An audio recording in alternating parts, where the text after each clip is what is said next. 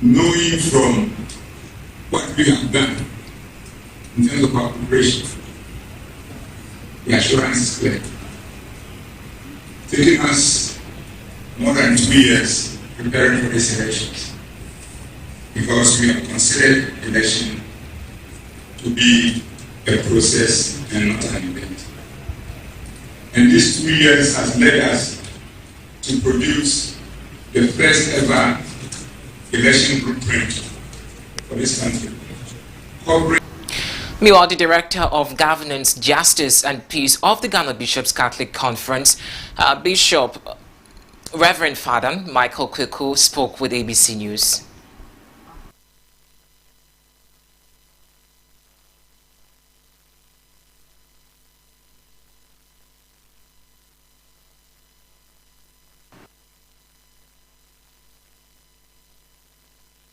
We were invited by the courtesy of the IGP to have this stakeholder engagement to acquaint ourselves with their preparedness in terms of security going into this year's election.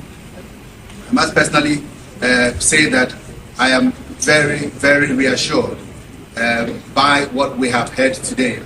The preparedness of police, the rather detailed preparations made from deployment and to making sure that the various polling stations are properly, provided with the security apparatus and personnel. So we are rather reassured, and we want to assure our brothers and sisters Ghanaians that from our part, we are convinced that the police is prepared and willing to deliver their bit in security terms towards the... However, from that, the National Democratic Congress NDC has vowed to hold the Inspector General of Police, Dr. Ekufu Dampare, and other security leaders accountable for any loss of lives during the 2024 general elections. The party has urged the IGP and relevant security agencies to strengthen measures to protect lives during the upcoming elections. Speaking at a press conference on Tuesday, November 19, 2024, the National Democratic Congress's National Communications Officer Sami Gyamfi stressed the importance of preventing any casualties during the electoral process. To help them rig the election. Take charge of a well-crafted scheme that has been designed by the NPP to rig the upcoming elections, particularly in the Ashanti region. Through ballot stuffing, swapping of ballot boxes, swapping of pink sheets, and other clandestine activities, starting with a special voting exercise scheduled for December 2nd of this year. The chairman of the Election Security Task Force. We will also be drawing the attention of the CDS to these developments officially, but not just him. Our external developmental partners will also be notified. And so the observers will be notified, the foreign missions. Still on the NDC, the party has alleged that Brigadier General Michael Opoku, General Officer commanding Central Command of the Ghana Armed Forces, has been tasked by President Akufo-Addo to execute an election rigging scheme in the Ashanti region ahead of the 2024 polls. Addressing the press on Tuesday, November 19, the NDC's National Communications Officer Sami Gyamfi claimed that Brigadier General Opoku was recently promoted to his position as part of the strategy to rig the election in favor of the New Patriotic Party. Current position, Brigadier General Opoku has been mandated by President Akufo-Addo to take charge of a well-crafted scheme that has been designed by the NPP to rig the upcoming elections, particularly in the Ashanti region. Through ballot stuffing, swapping of ballot boxes, swapping of pink sheets, and other clandestine activities, starting with a special voting exercise scheduled for December 2nd of this year. And away from that, the flag bearer of the National Democratic Congress, John Dramani Mahama, has attributed the poor performance of the national football team, the Black Stars, to what he describes as a deteriorating state of the country under the ruling New Patriotic Party. Mahama's comments follow the Black Stars' failure to qualify for the 2025 African Cup of Nations in Morocco, marking a significant setback for the team that has traditionally been a source of pride for Ghanaians.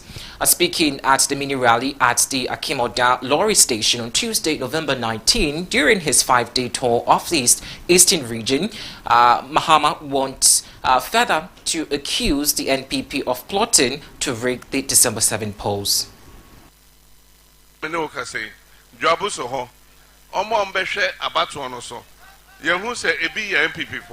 Electoral Commission afa omo say omo embetena se enhwe abato no so ebetimi ayeye sa enti na emre bia ase yetata omo enye se yetan omo enso ye pese omo ye omadwuma yie me ne oka.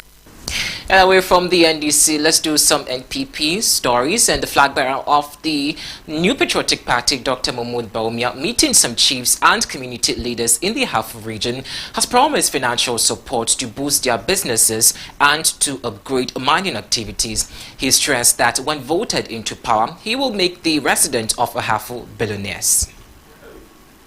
About for miners, Minerals Development Bank. A bank for miners, because muhia efidia mudibeye jumano bank no bema musikana mwato sa efidie no good mining equipment bank sade ya agric development bank ama ikuafo no Minerals Development Bank yedibeshishe ama small scale miners and miners in this country ya na sanwa ebebua mu ejumano me pese muye millionaires. I want you to be millionaires. And that was the Vice President, Dr. Mahmoud Bawumia. Away from that, the Flower Pot Interchange, a significant infrastructure project in Accra, Ghana, has been commissioned by President Nana Addo Dankwa Akufo-Addo November 19, 2024. Now, this project aims to alleviate traffic congestion and improve connectivity between key areas in the city. Derek Kumukisiedu has more in the report. President Akufo-Addo has commissioned the newly built Flower Pot Interchange November 19, 2024. The Flower Pot and the Motorway Interchange project is designed to complement the newly completed underpass and serve as alternative route for north and south of the Tema Motorway movement. The project has undergone several revisions and now features an 800-meter span flyover starting at the Palace Mall off Spinters Road and ending at Banji Road in East Legon. Speaking at the event, the president highlighted some 14 additional interchanges which are currently underway across Ghana. In Greater Accra region, notably Obiche-Bilamte Phase 2, Nongwa, Adrengano, Pram, Dawenya, and Tema Motorway Phase 2. In the Ashanti region, Swami Interchange Phase 1, Nyakrum Magzi New Road, and an interchange in the Western region. This project will significantly remove the congestion along this area, facilitating efficient movement along the boundary road, Spintex Road, and Birmingham bypass corridor. Before today, the Flower Pot roundabout faced overwhelming traffic, often burdened with up to 5,000 vehicles per hour during peak times. Today we tell the payment and offer a solution designed not only to resolve today's challenges, but also to anticipate tomorrow's demands. The interchange, with its two-tier structure, redesigned roundabouts, with the elevated north-south flyover, linking Birmingham bypass to Boundary Road, as an investment in the efficient future of this country. Release travel time, enhance the free flow of goods and services, and encourage economic vitality within the region. This is the future we envision. A future where infrastructure supports and amplifies our collective ambitions. The Greater Accra Regional Minister, Titus Glover, speaking at the event, said this Flowerport flyover will strengthen the commercial and social dynamics within Greater Accra and opening new growth for economic development. This will ultimately strengthen the commercial and social dynamics within the region, opening new opportunities for economic growth and development. Your Excellency, permit me to use this opportunity on behalf of the chiefs and people of Greater Accra to express our profound gratitude for your visionary leadership, unwavering. Now, after 8 months of court hearing on the suit against the Human Sexual Rights and Family Values Bill, the Supreme Court has set December 18 to deliver its judgment on the cases. The Apex Court heard suit of both plaintiff, broadcast journalist and lawyer Richard Delasky and researcher Dr. Amanda Odoi on Tuesday. Senior State Attorney Richard Jembibi indicated to the court that he will rely on their statement of case, which they filed on November 11. The 7-member panel of justice chaired by Avril Lovelace Johnson adjourned the case to December 18 after directing both the Attorney General and the lawyers of the Speaker of Parliament to file their response to the amended statement of case. That by Section 100, subsection 1 of that law, the financial impact assessment report should have been attached. Then we have gone further to show that by even a subsidiary legislation, and that is LI 1373, that report should have been attached, and Regulation 12 of that law, that report should have been attached. So the presiding justice of the Supreme Court said that in that regard, it would be good if we indicate it in our statement of case. And that is what we've been asked to do between today and 22nd. And we promise between today and 22nd. And we promise the whole nation that we will keep to that deadline. Well, away from that, let's do some election related news, and we are reminded that here at ABC, we advocate for vote and not violence. We are back after this.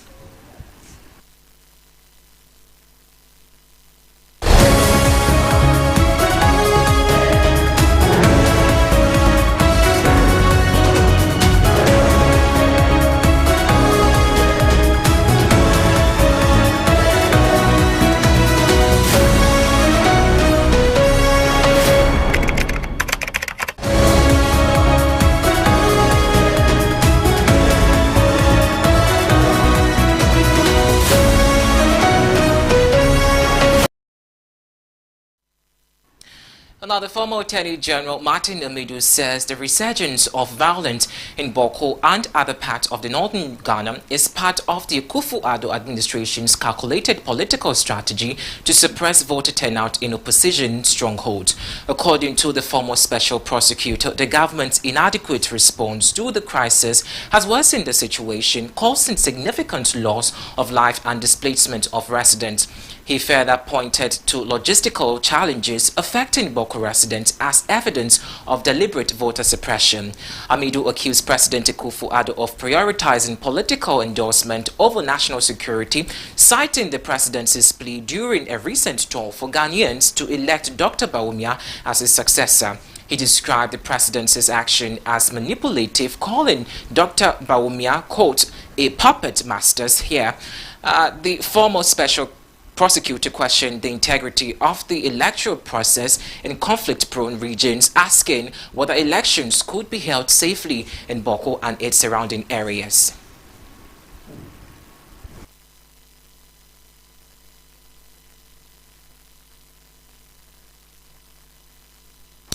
On that note, we end the morning bulletin, and you are reminded that as you go to cast your ballot, you are reminded once again to only vote and not indulge in violence. I am Eric Mello. The news was streaming live on YouTube, ABC News GH. You can visit our website, www.abcnewsgh.com for more news. Have a good morning, and ABC The Morning continues shortly after this.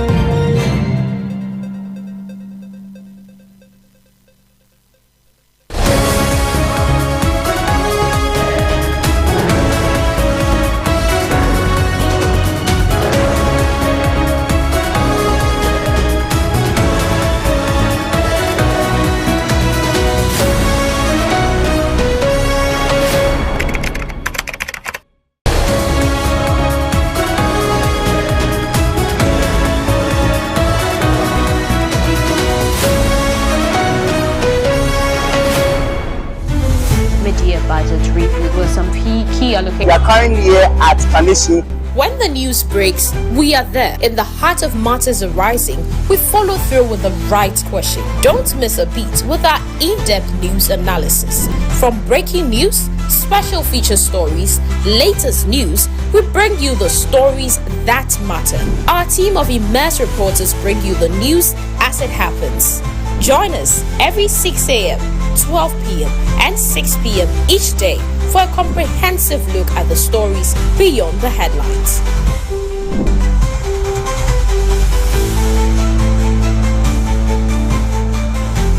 221. You're watching ABC News GH. ABC News GH, your trusted source for news.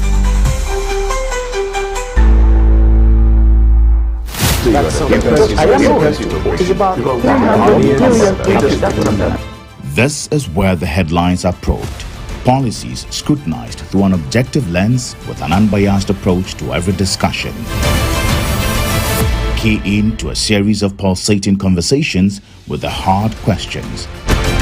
Why do you still want to run when you have failed? I haven't. What do you mean by failed? In-depth analysis of policy proposals. If it's a temporary program, why do we want to still create another gold reserve exchange program also to address a temporary issue? If you introduce a temporary measure and you realize that the temporary measure works and is sustainable, you have to rethink whether or not it should just be temporary. And every agenda and positions intellectually debated to set the record straight. Look, you still don't answer the question now. Go on. Question is, if Article 78(1) is anything to go by, your ministers of state largely are supposed to come from the parliament. Yes. The law says that not less than 10 and not more than 19. So these are your cabinet, your ministers of state you're going to get. How do you intend to resolve? Have you thought about managing that head-on? Absolutely. If I hadn't, I probably would not get on the fray to do this. On Focus on ABC, we focus on the matter, the personality, and the answer beyond the rhetoric. Focus on ABC shows every Thursday at 7 p.m. only on ABC News Ghana television.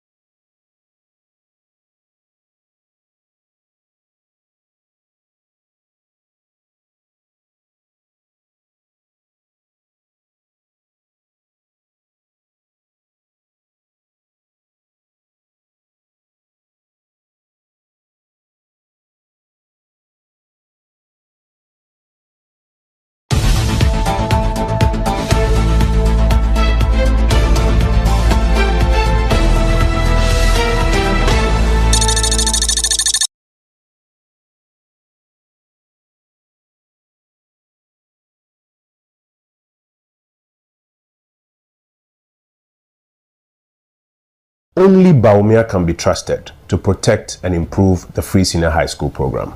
I want to take you on a trip down memory lane. In 2008, candidate Akufo-Addo promised that he was going to introduce education reforms, including the free senior high school program, if he was elected as president. From that election till about 2016, the NDC has consistently opposed the free senior high school. The government has budgeted 2 billion cedis for free SHS for this academic year. if you have 2 billion more to spend on education, will you spend all of it on free SHS? That Ghana must not introduce free SHS on the whimsical promise of a desperate politician. Sometimes they say it's just politics. But the big picture is that consistently they've been against it. In fact, in election 2012 and 2016, they sponsored several adverts trying to convince the people of Ghana say free SHS no. Any.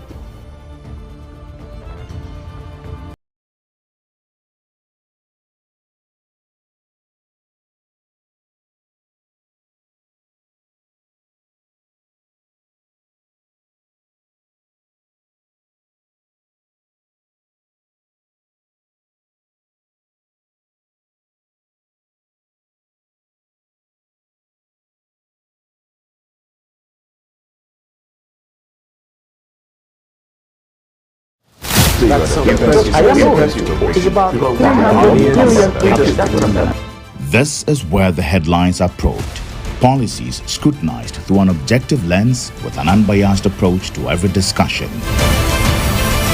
Key in to a series of pulsating conversations with the hard questions. Why do you still want to run when you have failed? I haven't. What do you mean by failed? In-depth analysis of policy proposals. If it's a temporary program, why do we want to still create another gold reserve exchange program also to address a temporary issue? If you introduce a temporary measure and you realize that the temporary measure works and is sustainable, you have to rethink whether or not it should just be temporary. And every agenda and positions intellectually debated to set the record straight. Look, you still don't answer the question now. Go on. Question is, if Article 78(1) is anything to go by, your ministers of state largely are supposed to come from the parliament. Yes. The law says that not less than 10 and not more than 19. So these are your cabinet, your ministers of state you're going to get. How do you intend to resolve? Have you thought about managing that head-up? Absolutely. If I hadn't, I probably would not get on the fray to do this.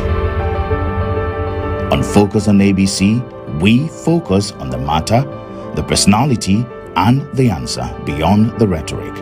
Focus on ABC shows every Thursday at 7 p.m. only on ABC News Ghana television.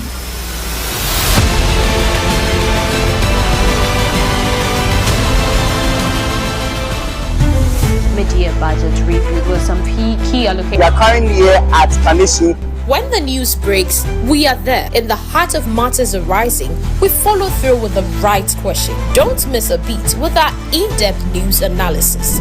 From breaking news, special feature stories, latest news, we bring you the stories that matter. Our team of immersed reporters bring you the news as it happens. Join us every 6 a.m., 12 p.m. and 6 p.m. each day for a comprehensive look at the stories beyond the headlines.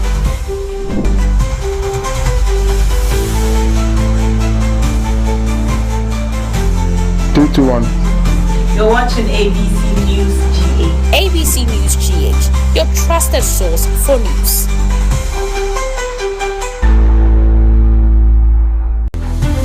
Mid-year budget review with some key allocations. We are currently at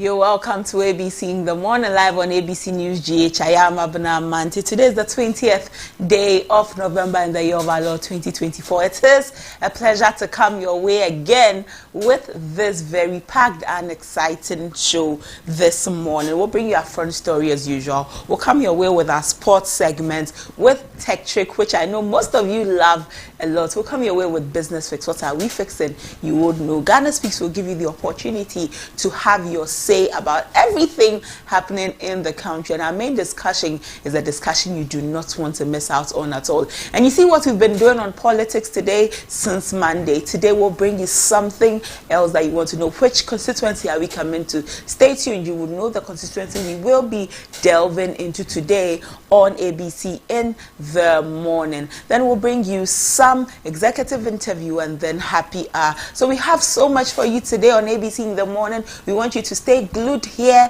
on ABC News GH and enjoy all we have for you. Here at ABC News GH, we say this is the Poll Center, your go-to guide for credible information about the elections. And at the Poll Center, we're advocating for votes and not violence. We have just a few days to go into the elections. I know by now a majority of us have already made our decisions about whom we are voting for. If you haven't, just continue to think and brood about it and take a decision about who you'll be voting for. Your thumb is all that is needed during the elections, not violence, not your fist, nothing else. Please, on 7th December, when you go to the polls, vote and then leave. And when it's time for counting, if you like, you can go back to your polling center and go and observe the counting, or you stay in your homes and then let ABC News GH bring you all of the provisional results as they come in. It is votes, not violence. We're streaming live on our YouTube page, ABC News GH. You can get interactive with us via our socials at ABC News GH. If you are not following us on our socials, you are missing out. So you should be following us at ABC News GH _. And our website for all of the news you need is www.abcnewsgh.com. Let's take a breather. We will be back and what is happening front story.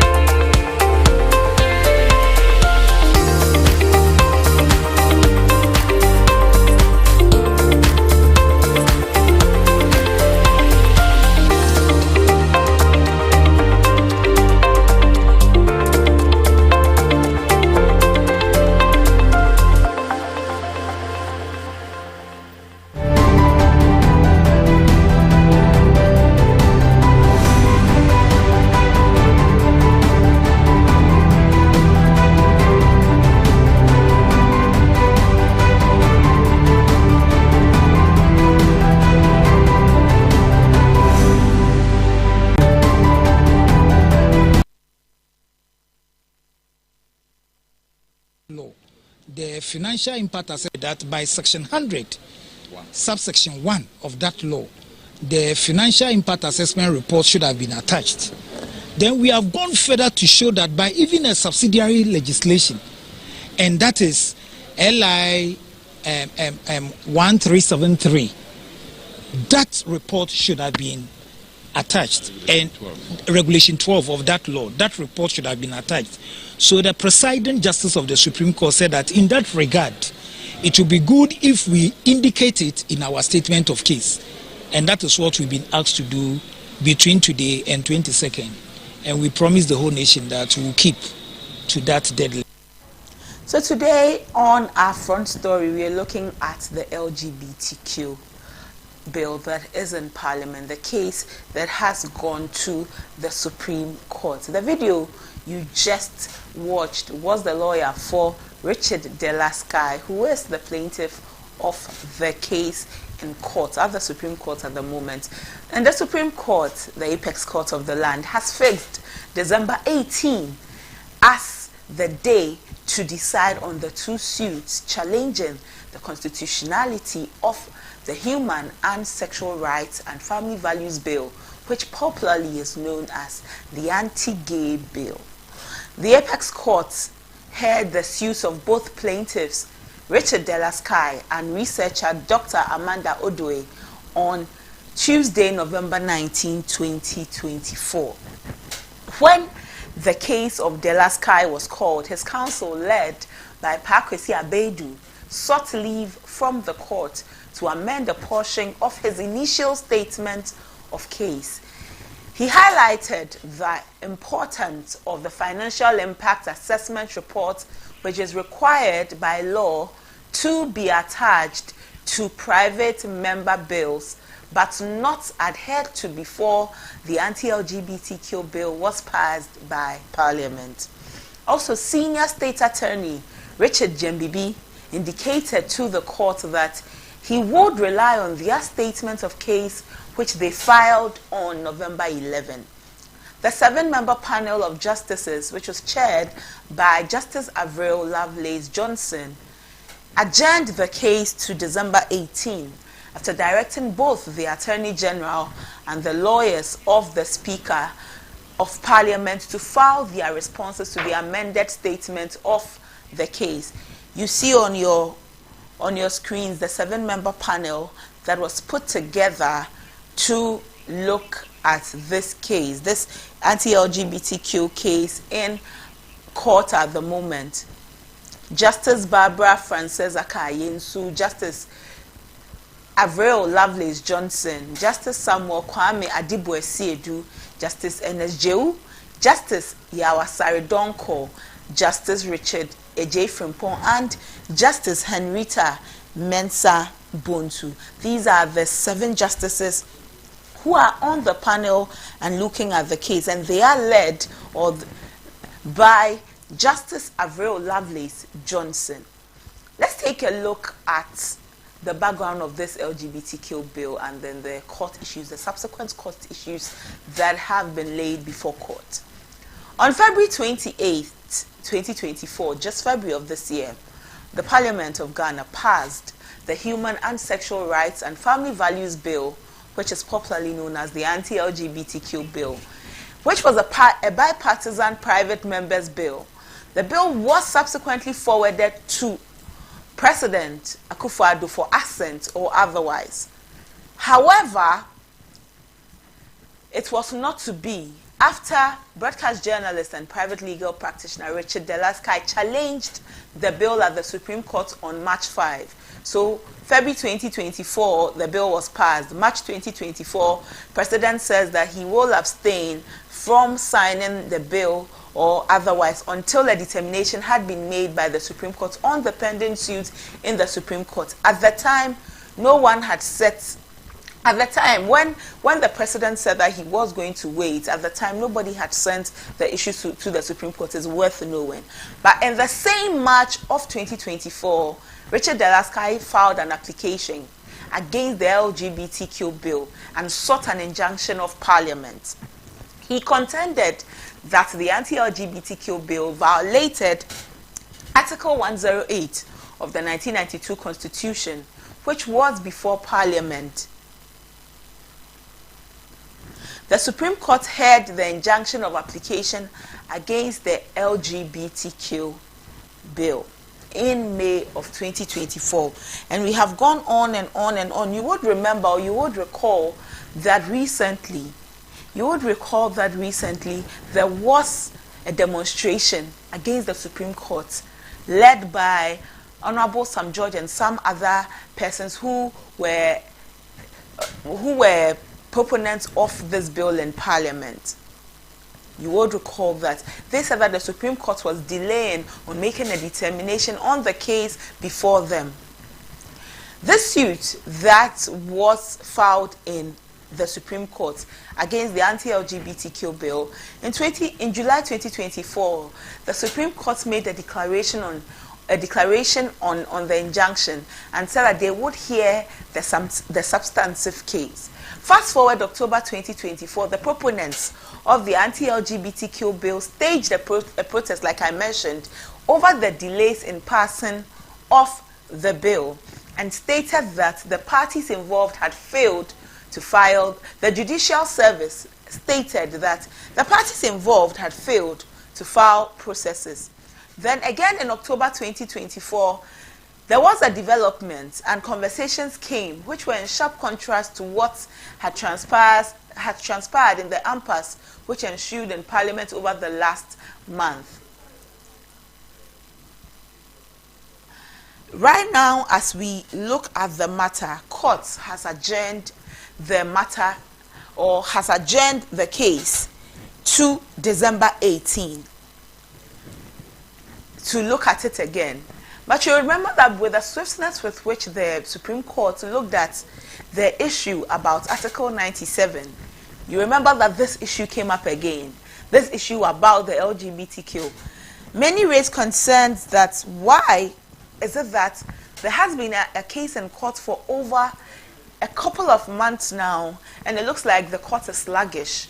However, an issue about Parliament comes up and the court quickly picks it up.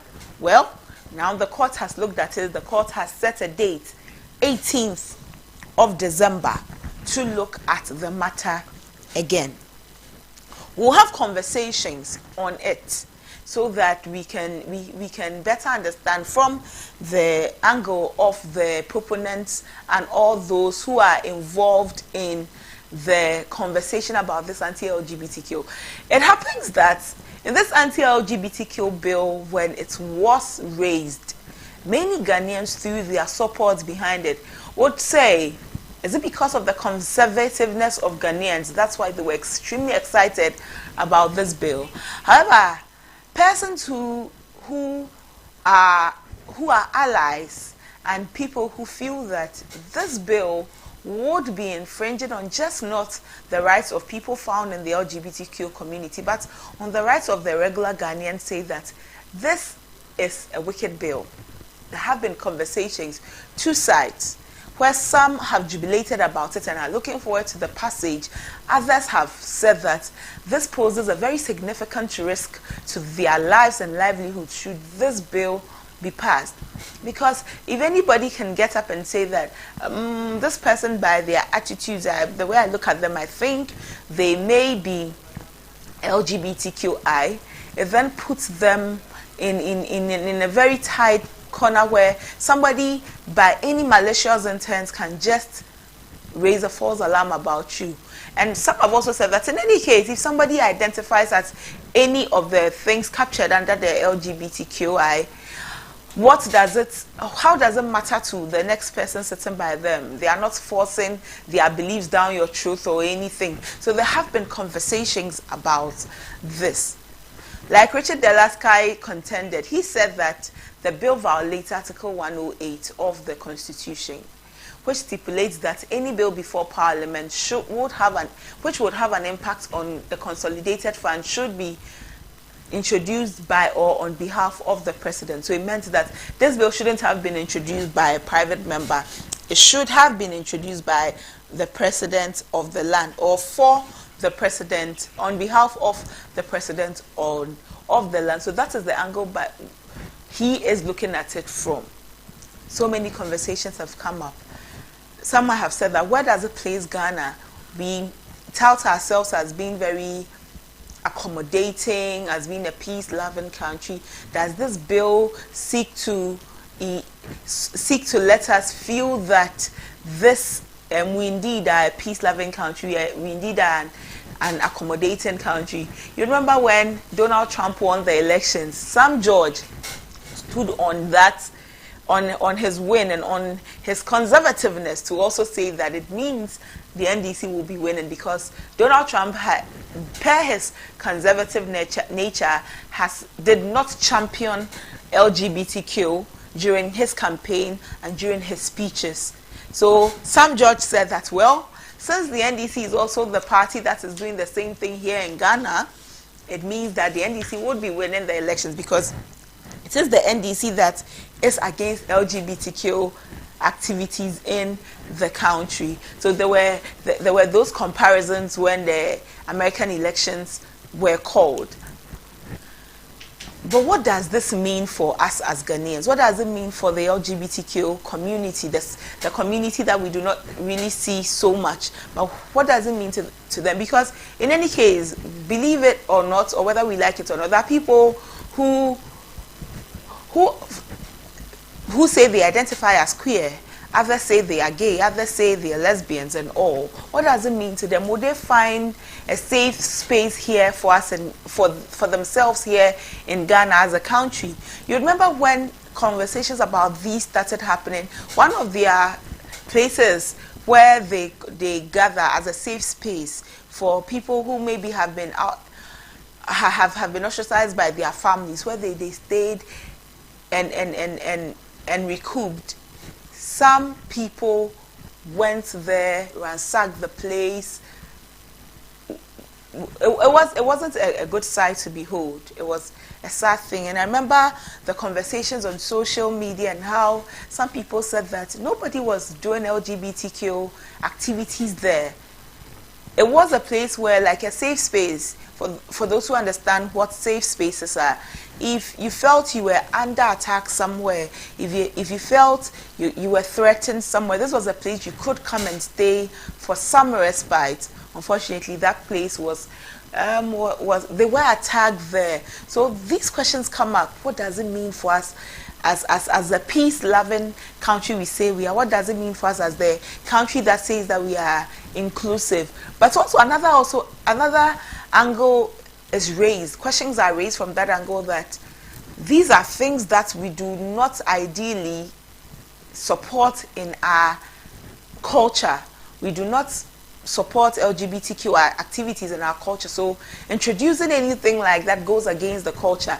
It makes people apprehensive. So various conversations from various angles about this LGBTQ issue and what the bill seeks to do. Some have said that the bill is too brutal and harsh. It's a wicked bill, it's a brutal bill, it's a harsh bill, and the bill must be looked at. Otherwise, we are heading into an abyss with this kind of bill at the moment. So obviously, where some are for the bill, others do not agree with the bill. And it's been questions about back and forth. The international community had a say in this matter. They also raised concerns about the need not to have a bill such as this in Ghana. Some opinion leaders, for want of a better word, from the international communities waded into the conversation and had their say on it.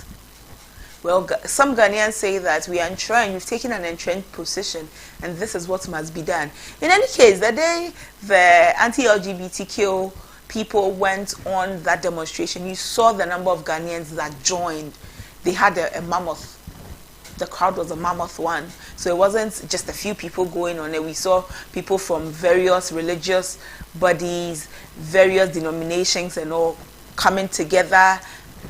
Regular Ghanaians who said that they didn't believe in the bill, they didn't believe in, they did not want to give their okay to LGBTQ activities in the country, all joined, and it was a weekday, but people still went. So it means that there are people who do not and will not and shall not want this LGBTQ to stand here in Ghana.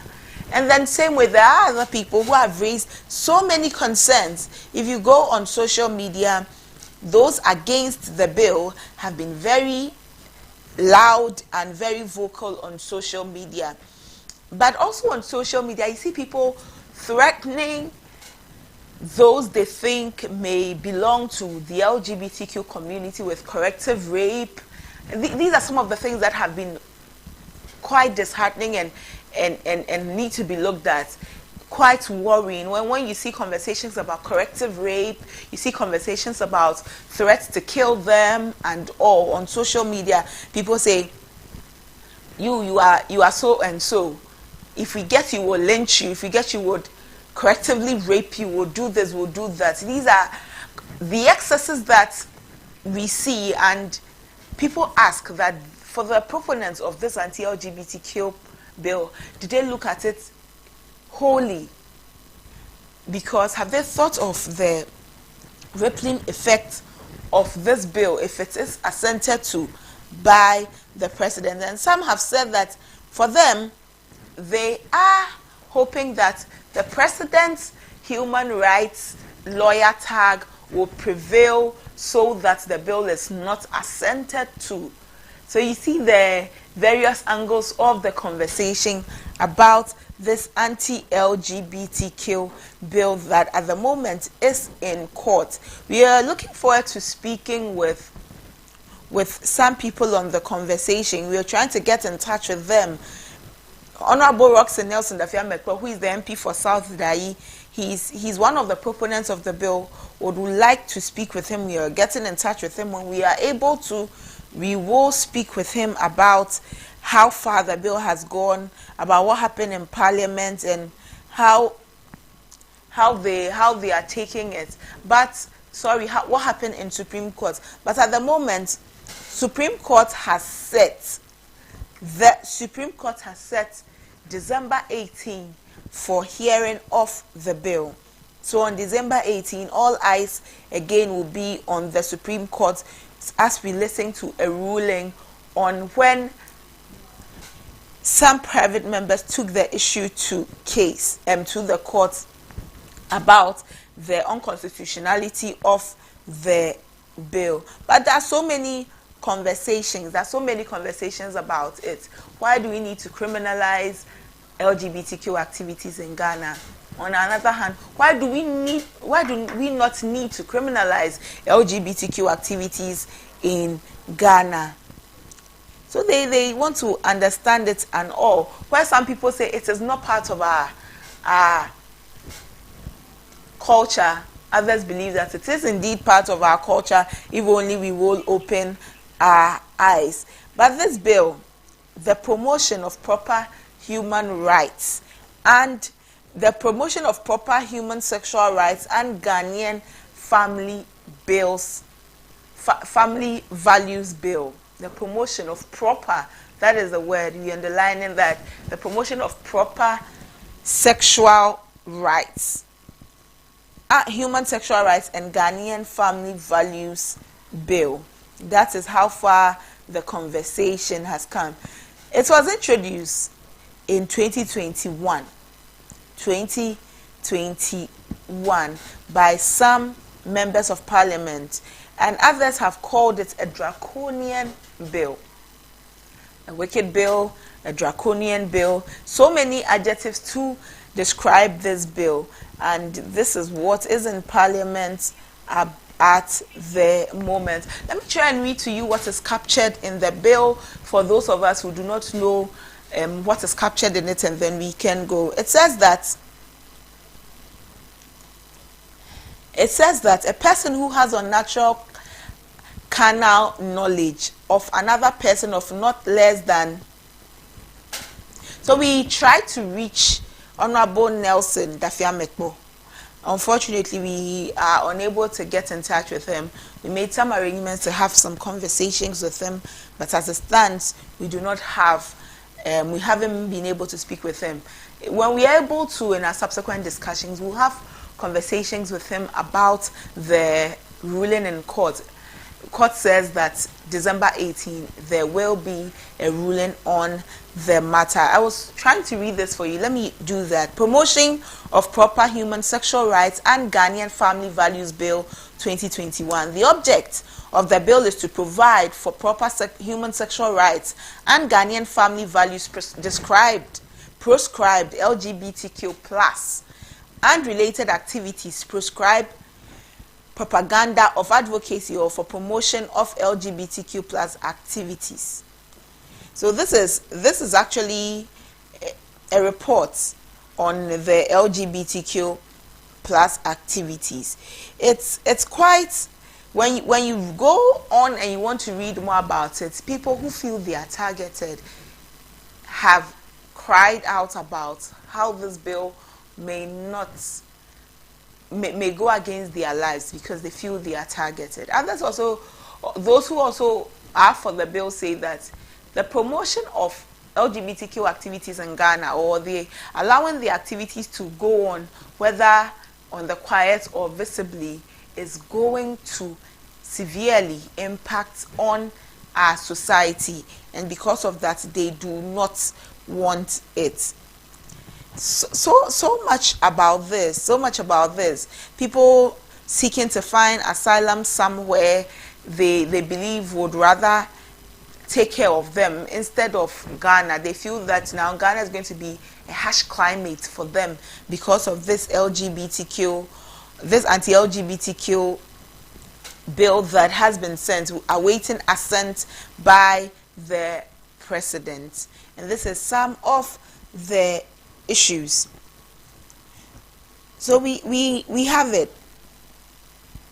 Act 29, however, does not make specific reference to LGBTQ. There's no surprise that since Act 29 was promulgated by about 60 years ago, when the subject of LGBTQ in Ghana was far-fetched, Section 104 of Act 29, which is the most proximate reference to LGBTQ, only prohibits unnatural knowledge.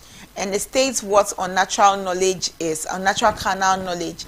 If someone has unnatural carnal knowledge, it means that of another person of not less than 16 years and on and on and on.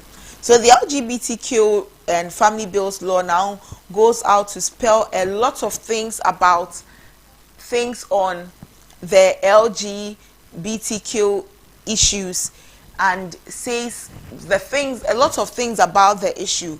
And it is how come many Ghanaians who may not even be part of the community but are maybe allies say that this bill is a bill that is draconian. Because even if I for one, I'm not LGBTQ, if I'm not, and I decide that somebody I know is, and then I'm an ally, I provide a safe space for them, the bill prescribes punishment for me. So Ghanaians say that, no, where's your empathy, Ghana? Why are you doing this? Why does this bill have all of this captured in it? What at all do you want to achieve with it? So, like I said, those are some of the conversations from people who are against the bill. I mentioned earlier that concerns were raised about the way the matter in court had been handled in the sense of the swiftness or unswiftness of it. When the matter about parliamentary proceedings were happening, Article 97 went to court. There was a very swift way that the Supreme Court handled it. They readily assembled, empaneled some members, and quickly a finality was brought on the case.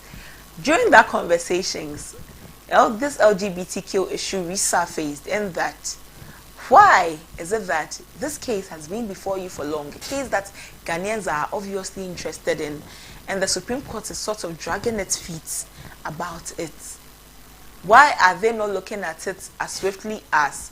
We spoke to some lawyers and they said that, well, indeed, but the parliament issue was expedited. That is why those who sent the case to court needed it to be expedited, and that was what happened. But it also just goes to tell the Supreme Court that they ought to look at certain issues as quickly as they can, so that it doesn't give people the notion that they place credence on certain topics over certain cases over other cases. We're unable to reach Honorable Dafia Mekpo on this, but rest assured we will bring you any conversation that we're able to have with him about this.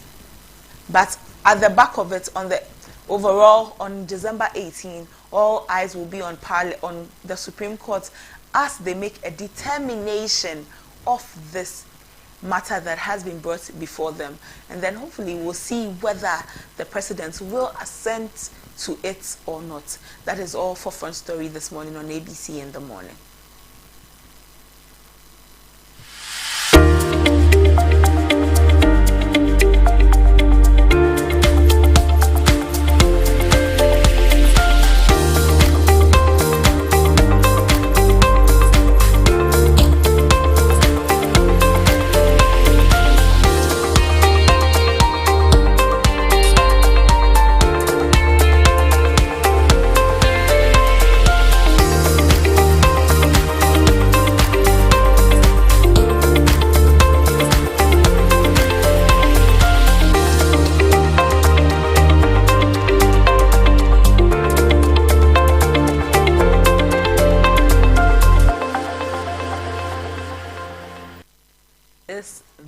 latest in sports. Derek Kumiki will be bringing us all of the latest in sports. I know Ghanaians are not happy about our exit. We are not going to AFCON, but there's more that Derek has for us when he takes over. And after that, Eric Melu Trinebwa will bring us some tech trick for us to know what new thing we ought to find out about our tech and also sports and tech trick are up next.